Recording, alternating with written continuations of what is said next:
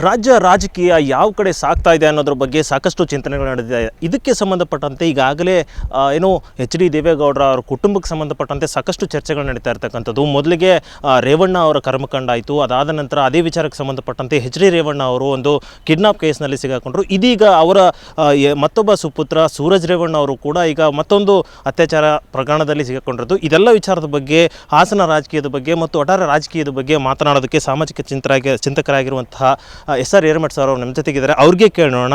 Sir, ಇವತ್ತಿನ ರಾಜಕೀಯ ಸ್ಥಿತಿಗತಿ ಬಗ್ಗೆ ಏನು ಹೇಳ್ತೀರಾ? ಅದರಲ್ಲೂ ವಿಶೇಷವಾಗಿ ಎಚ್ ಡಿ ದೇವೇಗೌಡರು ಒಂದು ಫ್ಯಾಮಿಲಿಯಿಂದ ಸಾಕಷ್ಟು ಇನ್ನು ಭ್ರಷ್ಟಾಚಾರಕ್ಕೆ ಸಂಬಂಧಪಟ್ಟಂತೆ ಇರ್ಬೋದು, ಅತ್ಯಾಚಾರಕ್ಕೆ ಸಂಬಂಧಪಟ್ಟಂತೆ ಪ್ರಕರಣಗಳು ನಡೀತಾ ಇದೆ. ಏನು ಹೇಳೋಕ್ಕೆ ಇಷ್ಟಪಡ್ತೀವಿ ಸರ್? ಸೊ ಇದ್ರ ಬಗ್ಗೆ ನಾನು ಸ್ಪಷ್ಟವಾಗಿ ನೀವೆಲ್ಲರಿಗೂ ಏನು ಗೊತ್ತಿದೆ ಅಂದರೆ, ಇವತ್ತು ರಾಜ್ಯದಲ್ಲಿ ರಾಷ್ಟ್ರ ಮಟ್ಟದೊಳಗೆ, ರಾಜ್ಯದ ಬೇರೆ ಬೇರೆ ಭಾಗದೊಳಗೆ ಈ ರಾಜಕೀಯ ಒಂದೇನು ವ್ಯವಸ್ಥೆ ಇದೆ, ರಾಜಕೀಯ ಜನ ಏನಿದ್ದಾರೆ, ಅವರ ನೈತಿಕ ನೆಲೆಗಟ್ಟು ಏನದಲ್ಲ, ಇದು ತುಂಬ ಕುಸಿದು ಹೋಗಿದೆ. ಜನಸಾಮಾನ್ಯರೊಳಗೆ ಅವರಿಗೆ ಇರುವಂತಹ ಗೌರವ, ಆದರ ಏನಿತ್ತು ಅದೆಲ್ಲವೂ ಇವತ್ತು ಮಾಯವಾಗ್ತಾ ಇದೆ. ಸೊ ಇದಕ್ಕೆ ಒಂದು ಉತ್ಕೃಷ್ಟ ಉದಾಹರಣೆ ಅಂದರೆ, ನೀವೇನೀಗ ಕೇಳಿದ್ರಿ, ಒಂದು ಪಾಳೆಗಾರಿಕೆ ನಡೀತಾ ಇದೆ ಎಲ್ಲಿ, ಹಾಸನ ಜಿಲ್ಲೆಯೊಳಗೆ ದೇವೇಗೌಡರು ಫ್ಯಾಮಿಲಿದು. ಇದು ಪ್ರಮುಖ ಕಾರಣ. ಇದರೊಳಗೆ ನೀವು ಹೇಳಿದ ಹಾಗೆ ಪ್ರಜ್ವಲ ರೇವಣ್ಣ ಅವ್ರದ್ದು ವಿಷಯ ಹೊರಗೆ ಬಂತು. ಏನೋ ಯಾರೋ ಇದನ್ನು ಹೊರಗೆ ತಂದ್ರಂತ ಹೇಳಿ ಆ ಚುನಾವಣೆಯೊಳಗೆ ಇವತ್ತೇನು ಅವರಿಗೆ ಸೋಲಾಯಿತು, ಇದು ರಾಜ್ಯ ಮಟ್ಟದ್ದು ಅಥವಾ ಆ ಭಾಗದ ಸುದ್ದಿ ಆಗಲಾರ್ದು ಇಡೀ ರಾಷ್ಟ್ರದ. ಯಾಕಂದರೆ ಅವನಿಗೆ ಪ್ರಿಡೆಟರ್ ಅಂತಾರೆ. ಅವು ಏನೇನು ಮಾಡಿದ್ದಾರೆ ಅದಕ್ಕೆ ಅವ್ರ ಹಿಂದಿನ ರಾಜಕೀಯ ಒಂದು ಪ್ರಭಾವ, ಹಣದ ಪ್ರಭಾವ, ಇವೆಲ್ಲ ಏನು ಇದಾಗಿದೆ. ಇದನ್ನು ಅವ್ರ ತಾಯಿ ತಂದೆ, ಅವ್ರ ಅಜ್ಜ ಯಾರೂ ನಿಯಂತ್ರಣ ಮಾಡಿಲ್ಲ. ಇದು ಸ್ಪಷ್ಟವಾಗಿದೆ. ಅಷ್ಟೇ ಅಲ್ಲ, ಅವರು ಕುಮ್ಮಕ್ಕು ಕೊಟ್ಟಿದ್ದಾರೆ ಏನೋ ಇನ್ನೂ ಅಂಥವರಿಗೆ ರಾಜಕೀಯ ಅಧಿಕಾರ ಕೊಡಲಿಕ್ಕೆ. ಈಗ ನೀವೇ ಹೇಳಿ, ಸಾಕಷ್ಟು ಜನ ಇವತ್ತು ಸ್ಪಷ್ಟವಾಗಿ ಏನು ಹೇಳ್ತಾ ಇದ್ದಾರೆ ಅಂದರೆ, BJPಯ ಹೈಕಮಾಂಡಿಗೆ ಮತ್ತು ದೇವೇಗೌಡರಿಗೆ, ಈವನ್ ಅವ್ರ ಮಗ ರೇವಣ್ಣ ಅವ್ರನ್ನೂ ಕೂಡ ಏನು ಇದರೊಳಗೆ ಅರೆಸ್ಟ್ ಆಗಿತ್ತು, ಅದೇನು ನಡೀತಾ ಇದೆ, ಅವರು ಹೆಣ್ತಿದ್ದು ಕೂಡ ಏನಿದೆ, ಅವ್ರು ಇನ್ನೊಂದು ಮಗಂದು ಏನೆಲ್ಲ ಬರ್ತಾ ಇದೆ ಹೊರಗೆ. ಇವರೇ ಹೇಳಿದ್ದಾರೆ ಇದೇನು ಹೊಸದಲ್ಲ, ಹಳಿದಾಗಿದ್ದಂತ. ಇದು ಹಳಿದಾಗಿದ್ದರೆ JDS ವತಿಯಿಂದ ರಾಷ್ಟ್ರ ಮಟ್ಟದ ಮುಖ್ಯಸ್ಥರು ಯಾರು? ದೇವೇಗೌಡರು. ರಾಜ್ಯ ಮಟ್ಟದ ಮುಖ್ಯಸ್ಥರು ಯಾರು? H D Kumaraswamy. ಇವರು ಯಾಕೆ ಕೊಟ್ಟರು ಸೀಟು? ಇವರಿಗೇನಾದರೂ ನೈತಿಕ ಜವಾಬ್ದಾರಿ ಇಲ್ವಾ? ದೇಶದ ಪ್ರಧಾನಮಂತ್ರಿಯಾಗಿ ಕೆಲಸ ಮಾಡಿದ್ದಾರೆ. ಇವ್ರ ಮಗ ದೇಶದ ಇದು ರಾಜ್ಯದ ಮುಖ್ಯಮಂತ್ರಿಯಾಗಿ ಮಾಡಿದ್ದಾರೆ, ಅವರು ಮುಖ್ಯಮಂತ್ರಿಯಾಗಿ ಮಾಡಿದ್ದಾರೆ.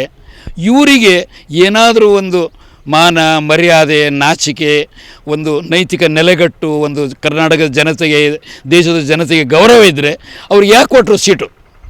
ಇದು ಸ್ಪಷ್ಟವಾಗಿದೆ. ಯಾಕಂದರೆ ಪ್ರೈಮ್ ಮಿನಿಸ್ಟರ್ ಅಂತ ಹೇಳಿ ಕೊಟ್ಟಂಥ ಮನೆಯೊಳಗೂ ಕೂಡ ಅತ್ಯಾಚಾರ ನಡೆದಿದೆ. ಎಲ್ಲ ಕಡೆಗೂ ಇದು ನಡೀತಾ ಇದೆ. ಇದು ಏನು ಹೊರಗೆ ಬರ್ತಾ ಇದೆ, ಇದು ಯಾರಿಗೂ ಏನೂ ಅಲ್ಲ. ಇದಷ್ಟೇ ಅಲ್ಲ ಸರ್, ಇನ್ನೊಂದು ನಾವು ಹೈಕೋರ್ಟ್ದಲ್ಲಿ ಕಂಟೆಂಪ್ಟ್ ನಡೀತಾ ಇದೆ ಕೇತಗಾನಹಳ್ಳಿ ಒಳಗೆ. ಇದೇ ಎಚ್ ಡಿ ಕುಮಾರಸ್ವಾಮಿಯವರು 20 ಎಕರೆ ಏನೋ ಗೋಮಾಳ ಜಮೀನನ್ನು ನಿರ್ಗತಿಕರು ಕೊಡ್ತಾರೆ, ಇವ್ರ ಹೆಸರಲ್ಲೇ ಇದೆ. ಇವರೇನು ನಾಟಕ ಹೇಳ್ತಾರೆ ಅಂದರೆ, ನಾನು ಖರೀದಿ ಮಾಡಿನಂತ. ಈಗ ನೀವು ಯಾವುದೇ ಒಂದು ವಾಚನ್ನು ನೀವು ಕಳವು ಮಾಡಿದರೆ, ನಿಮ್ಮನ್ನು ಖರೀದಿ ಮಾಡಿದ್ದೇನೆ ಪತ್ರ ಇದೆ ಅಂದರೆ ಅದು ಇದು ಆಗ್ತದೆ.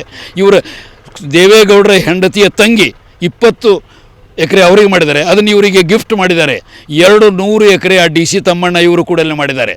ಅದನ್ನು ಹೈಕೋರ್ಟು ನಮ್ಮ ಪರವಾಗಿ ಕೊಟ್ಟಿದೆ. ಅದನ್ನು ಇಂಪ್ಲಿಮೆಂಟ್ ಮಾಡಲು ಹೋದಾಗ ನಮ್ಮ ಮೇಲೆ ಹಿಂಸೆ ಆಗ್ತದೆ. ಅಷ್ಟೇ ಅಲ್ಲ, ಈಗ ಸದ್ಯ ಕಂಟೆಂಪ್ಟ್ ನಡೀತಾ ಇದೆ.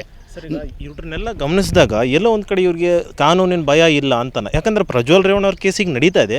ಅದೇ ಹಂತದಲ್ಲಿ ಸೂರಜ್ ರೇವಣ್ಣ ಅವರು ಇಂಥ ಒಂದು ಎಡವಟ್ಟನ್ನು ಮಾಡ್ಕೊಂಡಿರ್ತಕ್ಕಂಥದ್ದು, ಯಾವುದೊಂದು ತಮ್ಮದೇ ಪಕ್ಷದ ಕಾರ್ಯಕರ್ತನ ಮೇಲೆ ಅತ್ಯಾಚಾರ ಎಸಗಿರ್ತಕ್ಕಂಥದ್ದು, ಗಣಮಗನ ಮೇಲೆ.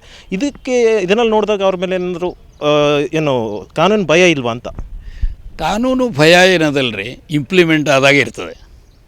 ಅವ್ರು ಏನು ಮಾಡ್ತಾಯಿದ್ದಾರೆ ಸಮಗ್ರವಾಗಿ ಅಂದರೆ, ಈ ಕೇತಗಾನಹಳ್ಳಿದ ನಾನೇನು ಹೇಳಿದೆ, ಯಾವುದೇ ಮಾನ ಮರ್ಯಾದೆ ನಾಚಿಕೆ ಇರಲಾರ್ದೆ ಅವ್ನು DC ತಮ್ಮಣ್ಣ ಹಿರಿಯ ಸೆಕ್ರೆಟರಿಯವ್ರನ್ನ ಊಟಕ್ಕೆ ಕರ್ಕೊಂಡು ಹೋಗಿ ಹೇಳ್ತಾನೆ, ನಮ್ಮನ್ನು ಉಳಿಸ್ಬೇಕು ನೀವು ಅಂತ.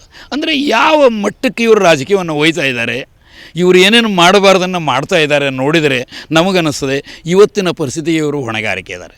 ಇಷ್ಟೇ ಅಲ್ಲ, ಅತಿ ಮಹತ್ವದ ನಾವೆಲ್ಲರೂ ಏನು ಹೇಳ್ತೇವೆ ಅಂದರೆ, ಸುದೀರ್ಘ ಪರಕೀಯ ಆಡಳಿತದ ನಂತರ ಬಂದು ಸಂವಿಧಾನದ ಆಡಳಿತ ನಾವು ಮಾಡುವಾಗ ನೀವು ಹೇಳಿದ ಹಾಗೆ ಕಾಯ್ದೆಯ ಭಯ ಇಲ್ಲ ಅಂದರೆ, ಆ ಕಾಯ್ದೆಯನ್ನು ಮೊಟಕುಗೊಳಿಸಿ, ಅದನ್ನು ಅಪಭ್ರಂಶ ಮಾಡಿ, ನಮ್ಮ ಸಂವಿಧಾನಕ್ಕೆ ಅತ್ಯಾಚಾರ ಮಾಡಿ, ನಮ್ಮ ಕಾಯ್ದೆಗಳಿಗೆ ಅತ್ಯಾಚಾರ ಮಾಡುವಂಥ ಉದ್ದಟತನವನ್ನು ಇವರು ತೋರಿಸ್ತಾ ಇದ್ದಾರೋ ಇಲ್ಲೋ ನೀವೇ ಹೇಳಿದನು.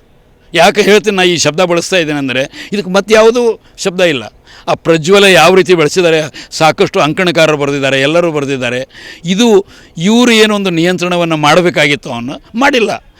ಅಷ್ಟೇ ಅಲ್ಲ ಸರ್, ಅವನಿಗೆ ಅಟ್ಲೀಸ್ಟ್ MP ಸೀಟ್ರೆ ಕೊಡಬಾರ್ದಾಗಿತ್ತೋ ಇಲ್ಲೋ.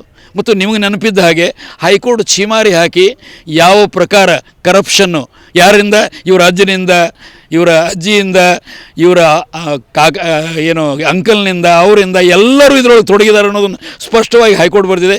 ಈಗ ಸುಪ್ರೀಂ ಕೋರ್ಟ್ ಕೇವಲ ಏನಿದೆ, ಸ್ಟೇ ಇದೆ, ಇನ್ನೂ ಆಗಿಲ್ಲ, ನಿರ್ಣಯ ಬಂದಿಲ್ಲ. ಇಂಥ ಒಬ್ಬ ವ್ಯಕ್ತಿಗೆ ಸೀಟ್ ಕೊಡಬೇಕಂದ್ರೆ ಈಗ ಇಬ್ಬರದು ಮೈತ್ರಿ ಇದೆ, BJP ಮತ್ತು ಇವ್ರದ್ದು. ಮತ್ತು ಇವರು ಕೇವಲ ಇವರಿಗಷ್ಟೇ ಅಲ್ಲ, ಯಾರಿಗೆ ರೇವಣ್ಣ ಅವರಿಗದು ಎಂದೋ ಹಳಿ ಕಥೆ ಅಂತ ಇವರು ಹೇಳ್ತಾರೆ. ಇವರಿಗೂ ಗೊತ್ತಿದೆ, ಯಾರಿಗೆ BJPಯ ನಡ್ಡಾ ಅವರಿಗೆ, ಪ್ರಧಾನಮಂತ್ರಿ ಎಲ್ಲ ಕಡೆಗೆ ಹೋಗಿ ಬಂದರೆ ಅವರಿಗೂ ಗೊತ್ತಿದೆ.